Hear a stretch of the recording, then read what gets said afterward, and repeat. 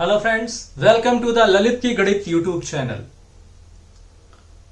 Please like, share and subscribe for best qualities video of MPSI constable, bank, SSC, railways and PEB examinations.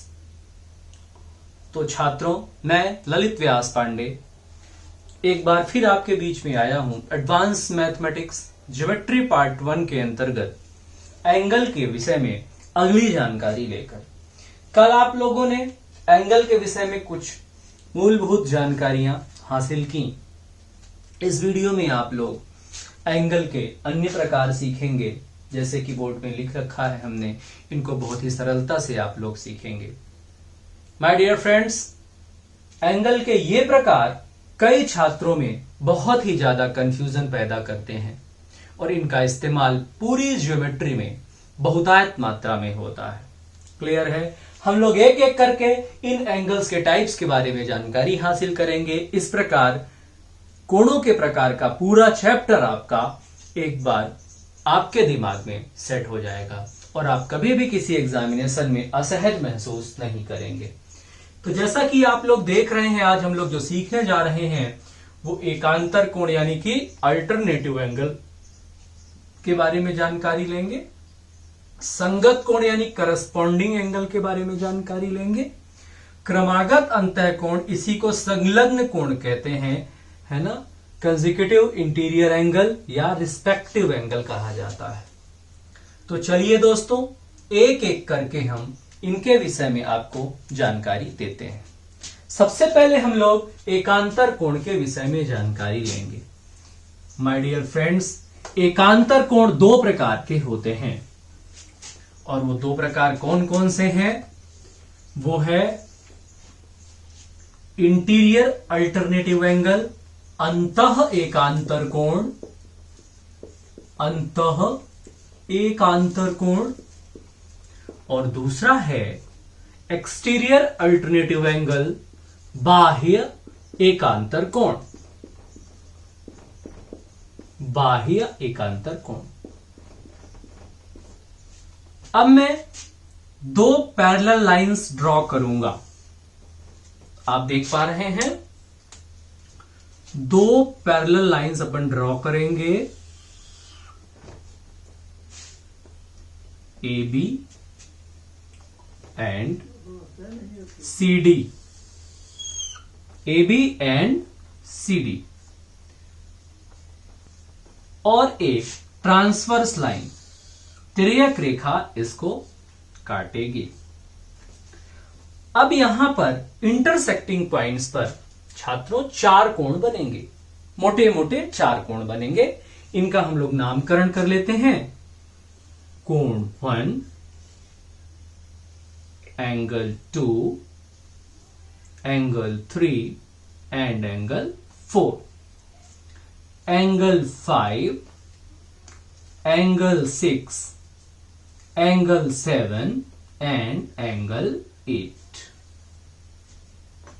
My dear friends, आपको मैं एक बहुत ही छोटी और मोटी बात बताने जा रहा हूं। सबसे पहले तो मैं आपको अंतः एकांतर कोण के विषय में जानकारी दे दूं। इस प्रकार की संरचना में दोस्तों, जहां कहीं भी आपको Z की आकृति दिखती है, किसकी आकृति दिखती है? Z की आकृति दिखती है या Z जैसे कोई आकृति दिखती है, चाहे वो ऐसी ही क्यों ना हो, अथवा उल्टे Z की आकृति दिखती है,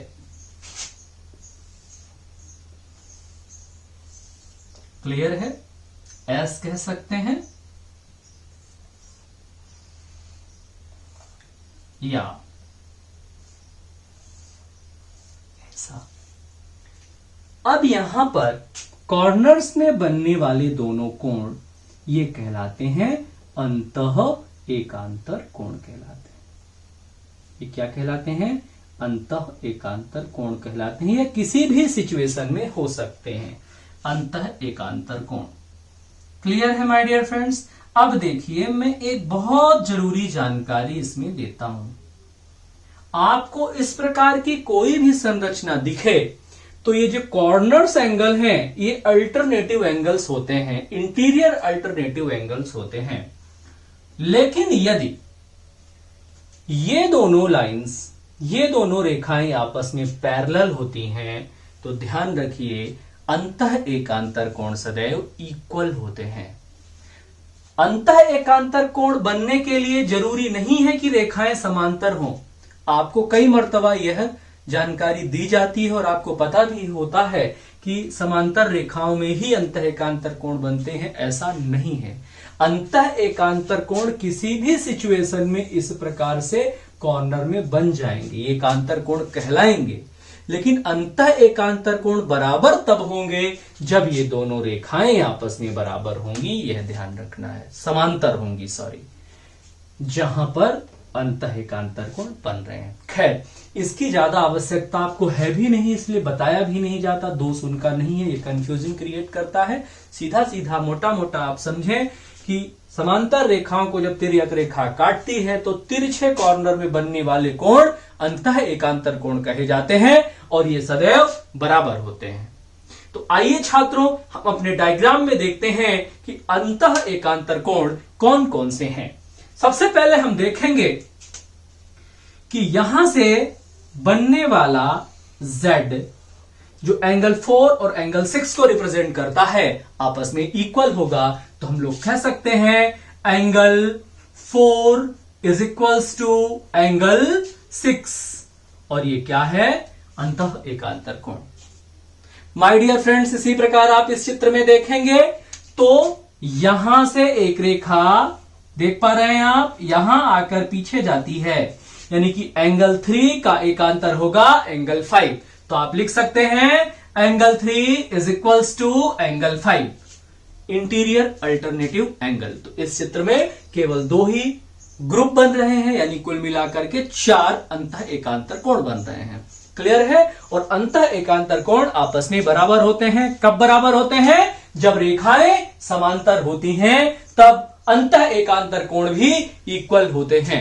इस बात को डिनोट कर लेना है, आपको स्क्रीनशॉट ले लेना है। और इस प्रकार की कोई भी संरचना आपको दिखे तो ये इंटीरियर अल्टरनेटिव है। शर्त इतनी है कि ये रेखाएं आपस में क्या होनी चाहिए, समांतर होनी चाहिए, पैरेलल होनी चाहिए। क्लियर है फ्रेंड्स? आइए अब हम लोग बाह्य एकांतर कोण के विषय में जानकारी हासिल करते हैं।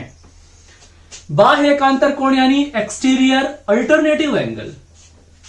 एक्सटीरियर अल्टरनेटिव एंगल के लिए आपको सीधा सीधा ध्यान रखना है निर्गत कोण, तिर्यक निर्गत कोण। सरल भाषा में समझने के लिए आसान होता है, तिर्यक निर्गत कोण। इस डायग्राम में आपको जो भी क्रॉस में एक्सटीरियर एंगल दिखे वो आपस में बाह्य एकांतर कोण होते हैं। ऐसे 4 कोण ही हैं, 1 2 7 8।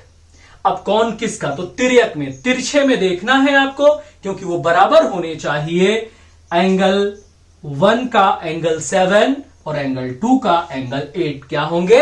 बाह्य एकांतर कोण होंगे। तो क्या कह सकते हैं? एग्जिस्टिंग ट्रांसवर्स एंगल ही हमेशा क्या होते हैं?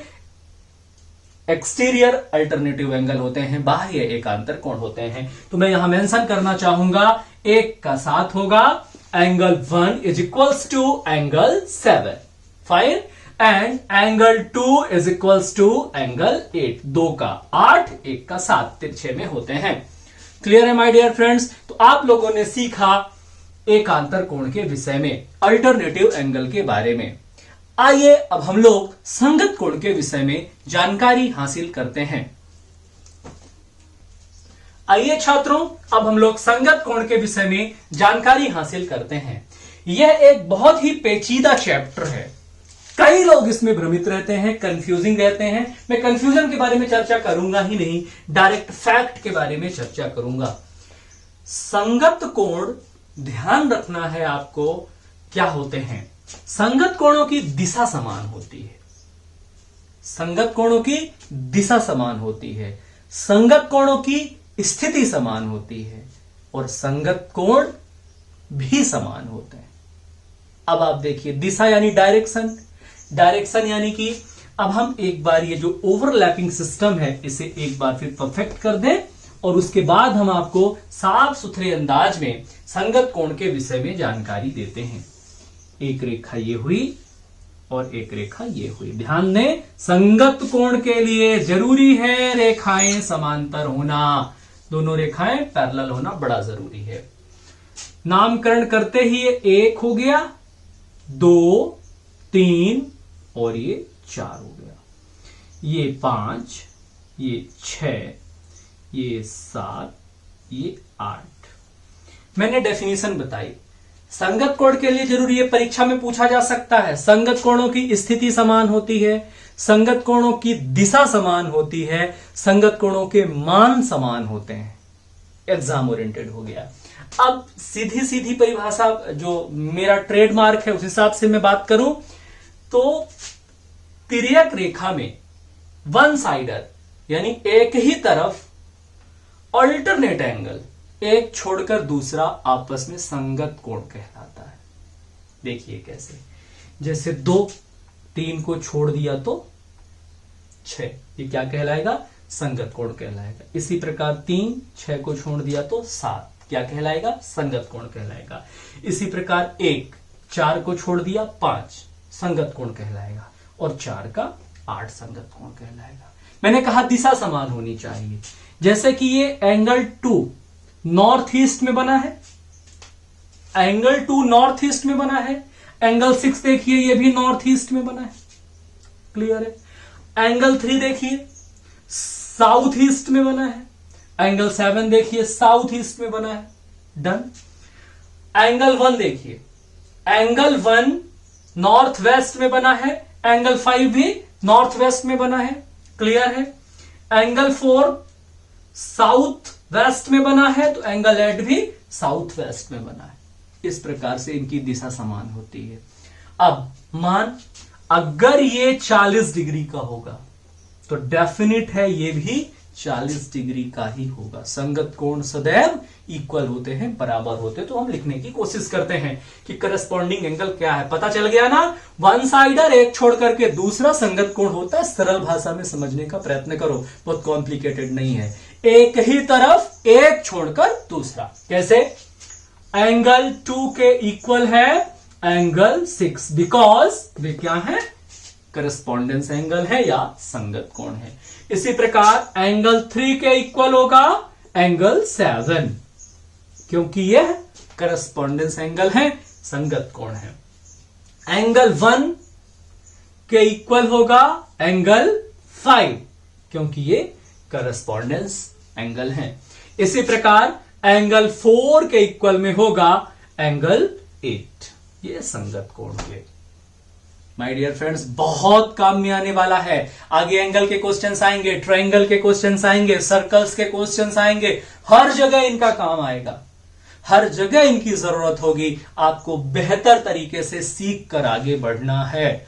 फाइन। चलिए अब हम लोग अगले एंगल की बात करते हैं। ये पूरी तरह क्लियर है, स्क्रीनशॉट ले सकते हैं आप, ठीक है। और इस वीडियो को अंत तक देखें। वीडियो अंत तक इसलिए भी देखना जरूरी है कि आप एक छोटी सी माइनर मिस्टेक नहीं कर सकते, क्योंकि ये बेस है, ये रीढ़ है आगे की मैथमेटिक्स का।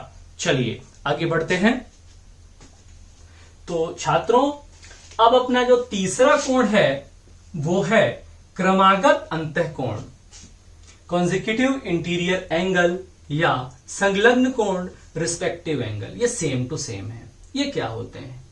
सरल भाषा में समझने का प्रयत्न अगर करें, पैरेलल लाइंस पर ही बनते हैं। पहली बात, सबसे इंपॉर्टेंट बात। दूसरी बात, ये तिर्यक रेखा के एक तरफ लगातार बनने वाले कोण क्या कहलाते हैं? संलग्न कोण कहलाते हैं या रिस्पेक्टिव एंगल कहलाते हैं। सबसे पहले ये ध्यान रखना है, संलग्न कोणों का योग 180 डिग्री होता है। संलग्न कोण आपस में क्या होते हैं? संपूरक होते हैं। बताया था मैंने ना, जब दो कोणों का योग 180 डिग्री होता है तो वे एक दूसरे के लिए क्या होते हैं? सप्लीमेंट्री एंगल्स होते हैं। मैंने बात करी थी आपसे, आपको याद होनी चाहिए। चलिए तो अब हम एक जानकारी देते हैं आपको कि लगातार कोण, जैसे कि angle 2 and angle 3, angle 2 and angle 3, ये क्या है?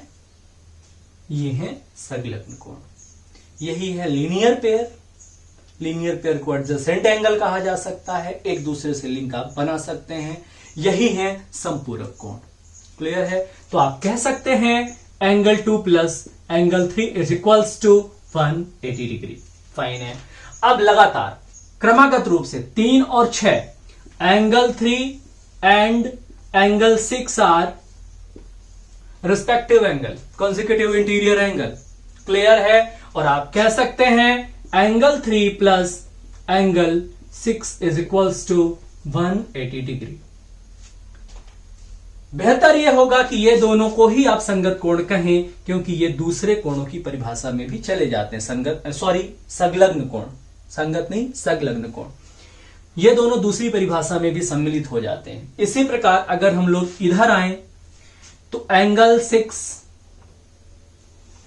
And angle 7 are respective angle, यानी कि angle 6 plus angle 7 is equals to 180 degree. इधर चलते हैं angle 1 and angle 4 are respective angle. Angle 1 plus angle 4 is equals to 180 degree. Clear है my dear friends? इसी प्रकार आगे बढ़ते हैं angle 4 and angle 5 are respective angle. आप कह सकते हैं angle 4 plus angle 5 is equals to 180 degree. आप यहां आए और लिख सकते हैं angle 5 and angle 8 are respective angle, that's why angle 5 plus angle 8 is equals to 180 degree. Fine. तो इस प्रकार से आप संलग्न कोणों को परिभाषित कर सकते हैं। कई बच्चे पूछते हैं सर 1 और 2, 4 और 3, 5 और 6, 8 और 7, बेशक ये भी रिस्पेक्टिव एंगल कहे जाते हैं, बट इससे भी पहले इनको लीनियर पेयर कह दिया जाता है तो काम आपका हो जाता है। बहुत ज्यादा विद्वान बनने की जरूरत नहीं है, अपने को मोटी मोटी चीजें अपने दिमाग में रखना चाहिए जिससे कंफ्यूजन का स्तर कम से कम हो सके। तो छात्रों, ये हो गया आपका सभी प्रकार के कोणों का प्रकार। और अब एक छोटी सी जानकारी मैं आपको देने का प्रयास करता हूं। इस प्रकार छात्रों, हम लोगों ने अब तक कोणों के 17 प्रकार पढ़े। कुछ मापन के आधार पर पढ़े, कुछ इनकी प्रकृति के आधार पर पढ़े। एक एक तरफ से आप इनका रिवाइज कर ले, स्क्रीनशॉट लेकर के रख ले। मैं एक बार फटाफट इसके बारे में आपको जानकारी दे देता हूं।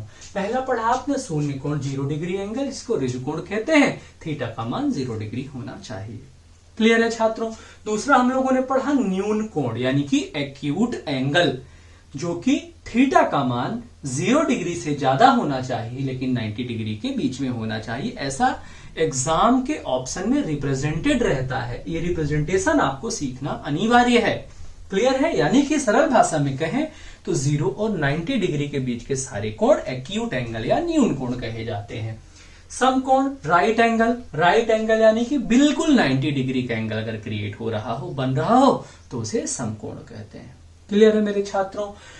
अधिक कोण, अधिक कोण यानी कि ऑब्ट्यूज एंगल, 90 डिग्री से अधिक और 180 डिग्री से कम के कोण को ऑब्ट्यूज एंगल या अधिक कोण कहते हैं। रिप्रेजेंटेशन ध्यान दें, थीटा 180 से छोटा है लेकिन 90 थीटा से छोटा है, यानी थीटा 90 और 180 के मध्य में होना चाहिए। क्लियर है फ्रेंड्स? आगे देखिए, आपने देखा सरल कोण स्ट्रेट एंगल, 180 डिग्री का एंगल क्या कहलाता है? सरल कोण या स्ट्रेट एंगल कहलाता है। प्रवर्ती कोण या वृहत कोण, इसे रिफ्लेक्स एंगल कहते हैं छात्रों। जो 180 से ज्यादा हो लेकिन 360 डिग्री से कम हो, वह रिफ्लेक्स एंगल कहलाता है। यानी कि थीटा 180 और 360 डिग्री के मध्य में स्थापित होना चाहिए। मैं बार बार कह रहा हूं, रिप्रेजेंटेशन आपको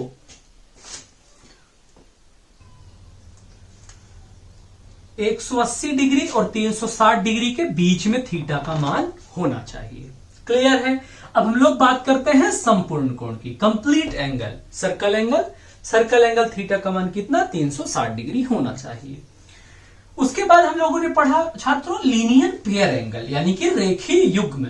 रेखीय युग्म क्या होता है? एक ही रेखा पर, एक ही बिंदु पर बनने वाले दो कोण आपस में रैखिक युग्म कहे जाते हैं और इनका योग हमेशा 180 डिग्री होता है।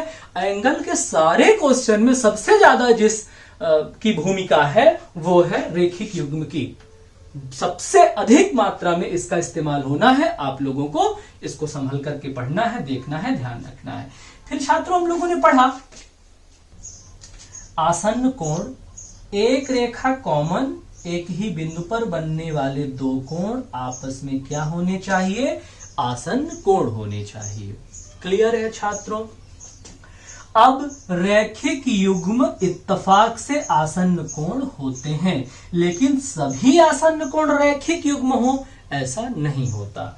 आसन्न कोणों का योग आपस में कितना होगा इसका भी निर्धारण नहीं किया जा सकता। आप लोगों ने पढ़ा शीर्षाभिमुख कोण यानी कि vertical opposite angle. Vertical opposite angle क्या होते हैं? दो तिर्यक रेखाओं के सम्मुख बनने वाले कोण शीर्षाभिमुख कोण कहलाते हैं। जैसे 2 का 4, 1 का 3, ये आपस में इक्वल होते हैं। सारे नहीं, 1 के इक्वल 3 होगा, 2 के इक्वल 4 होगा।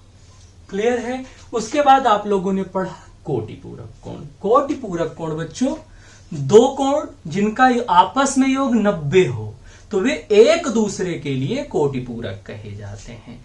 जैसे कि x और y का मान 90 है तो x y के लिए कोटिपूरक होगा और y x के लिए कोटिपूरक होगा।